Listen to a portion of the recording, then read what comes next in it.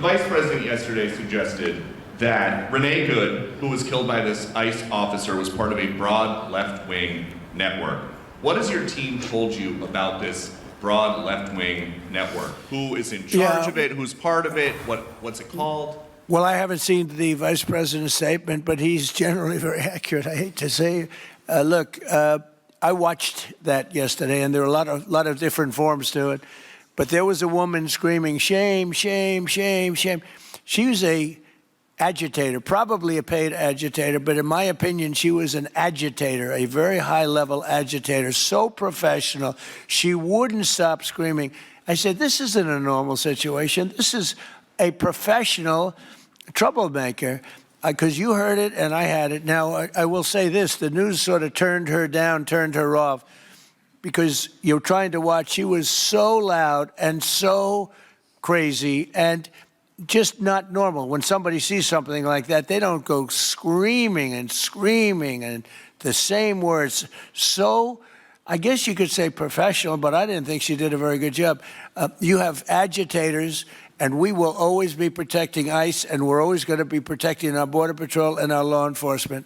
The state officials there have said that the FBI is not sharing evidence with them. Typically, they would conduct a joint investigation, as you know. Do you believe that the FBI should be sharing evidence with state officials in Minnesota? Well, normally I would, but they're crooked officials. I mean, Minneapolis and Minnesota, what a beautiful place, but it's being destroyed.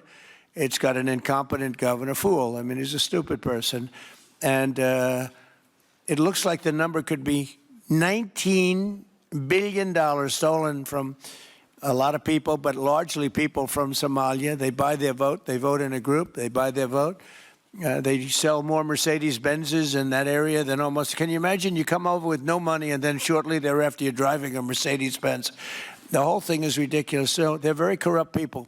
It's a very corrupt state. I feel that I won Minnesota. I think I won it all 3 times. Nobody's won it since Richard Nixon won it many, many years ago. I won it all 3 times, in my opinion. And it's a corrupt state, a corrupt voting state. And the Republicans ought to get smart and demand on voter ID. They ought to demand maybe same-day voting and all of the other things that you have to have safe election.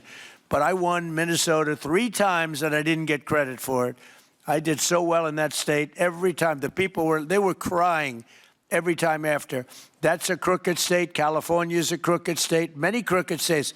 We have a very, very dishonest voting system. The last time I won, 24, the one that just took place, I won because it was too big to rig. You couldn't rig it. It was too big. But I won the state of Minnesota. It's a corrupt voting system with an incompetent governor, a very incompetent governor.